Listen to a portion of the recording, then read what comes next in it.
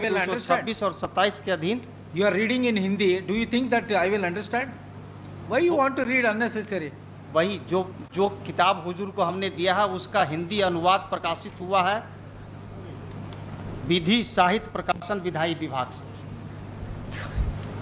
तो हुजूर पैरा 101 और 102 हुजूर देखा जाएगा, उसमें इसी का अंग्रेजी है। Sorry, again you are submitting in Hindi. I am not able to understand. तो हुजूर यही तो रोना है, हम भी अंग्रेजी नहीं समझ रहे हैं ठीक से। Good. तो If you are keep on arguing the matter in Hindi, I am not able to understand. With reference to para 138 of the full bench decision, you are required to furnish translated version. तो you are not complied my previous order, तो therefore I have rejected your claim. तो इसीलिए तो उसको वापस लेने के लिए हमने आईए फाइल किया। हमारा ये है वैसी उसी फुल बेंच का डिसीजन को देख करके Sir, take up this matter and test before the LPA bench. LPA bench हुजूर हम जाएंगे जब हुजूर। No, I have rejected your petition. नहीं रिजेक्टेड तब फुल बेंच के लाइट में हुजूर रिजेक्ट करना है। With reference to 138 full only. Bench Hindi के पक्ष में है। वो जो है 139 जो है वो फुल बेंच के माननीय एक न्यायमूर्ति का विचार है। फुल बेंच का जो आदेश है वो 79 में है, 79 में स्वर्ण सिंह बग्गा केस संपुष्ट हुआ है। Sorry, Mister, please, why don't you try test my order before the LPA bench? Your case is already over. I have called the next case. नहीं तो बिना सुने हुए हुजूर आगे बढ़ने का नियम नहीं है। पहले सुन करके हुजूर को आगे बढ़ना है। इस तरह से मतलब आज से हिंदी में नहीं हो रहा, आज भी पटना हाई कोर्ट में सब न्यायमूर्ति सुन रहे हैं। अब हुजूर कह रहे हैं कि अंग्रेजी अनुवाद आप ही दीजिए। सर हम तो कह रहे हैं कि अनुवादक विभाग से मांग लिया जाए। अनुवादक विभाग यहाँ है, आजादी के पहले से है, उनको जो तनख्वाह मिलता है उसमें हमारा हिस्सा है, हमारे मोकिल का हिस्सा है, तो उससे मांगने में हुजूर को क्या जाता है? ये तो न्याय संगत बात हम बोल रहे हैं। हम अंग्रेजी नहीं जानते हैं, हमसे अंग्रेजी अनुवाद हुजूर मांग रहे हैं, तो वो एक डिवीजन बेंच का हम ऑर्डर दिखा रहे हैं, उसको विचार में लेकर के हुजूर आदेश पारित कर दिया जाए। वो हम लगाए हुए हैं एनेक्सर में, बस इतना ही तो हमारा प्रेयर है हुजूर। ये पेज 13 पर है, आइए का page 13, hard learn counsel for the petition, ये फुल बेंच का डिसीजन के बाद का है।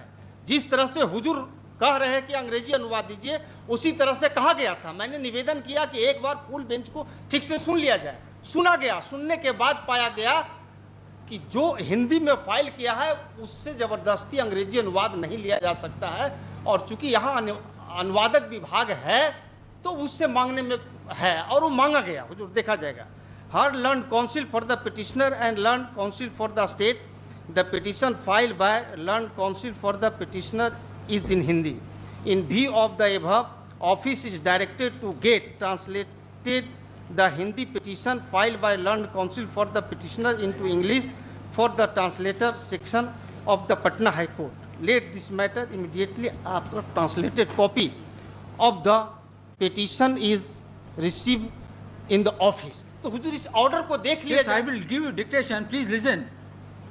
At this stage, learned counsel for the keep on repeating that he need not require to file translated version in terms of a full bench decision in the light of a later division bench decision so and so, full stop. As long as para 139 of the full bench decision is not reversed by competent forum, division bench decision in respect of producing translated English version cannot be overruled. Accordingly, it is rejected. Sir एक चीज और दिखा देते हैं, para 12 हुजूर देख लिया जाए full bench का। पैरा 12 में स्वर्ण सिंह बग्गा केस का हवाला है। स्वर्ण सिंह बग्गा केस संपुष्ट हुआ है फुल बेंच से। पैरा 12 हुजूर हम पढ़ देते हैं। Mr. Counsel, I have heard you sufficiently. Please don't disturb the proceedings. हुजूर ये मतलब अभी अगर इसी तरह से तो हुजूर। All right, keep on arguing the matter. Ji Hazur para 12, याची ने 1995 की एलपीए संख्या 600 पूर्वोक्त आदेश को चुनौती देते हुए फाइल की, जिसको भी तारीख 21 जुलाई 1995 को खारिज कर दिया गया, जिस आदेश को स्वर्ण सिंह बग्गा बनाम NN सिंह रजिस्ट्रार वाले मामले में संसूचित किया गया और नीचे उद्धृत किया गया। यह लेटर्स पेटेंट 1995 की CWJC संख्या 2825 में विद्वान एकल न्यायाधीश द्वारा पारित तारीख 9 मई 1995 के निर्णय के विरुद्ध निर्देशित है, जिन्होंने उपरोक्त मामले को संविधान के अनुच्छेद 348 में निर्दिष्ट करते हुए खारिज कर दिया गया था। अपीलार्थी की प्रार्थना यह थी कि उच्च न्यायालय के समक्ष समस्त कार्यवाहियां हिंदी में होनी चाहिए, दलीलें हिंदी में दी जानी चाहिए और निर्णय भी हिंदी में दिए जाने चाहिए। संभवतः यह प्रार्थना प्रदान नहीं की जा सकती। किसी व्यक्ति के लिए यह कदापि वर्जित नहीं है कि वह हिंदी में आवेदन फाइल न करे और न ही किसी व्यक्ति के लिए इस प्रकार का कोई वर्जन है कि वह हिंदी में दलीलें न दे सके। और वास्तव में अनेक मामलों में इन बातों को इस न्यायालय द्वारा स्वीकार किया जाता है। और ये स्वर्ण Singh Bagga case full bench से संपुष्ट हो गया। वो पैरा हुजूर 79 से स्पष्ट होता है।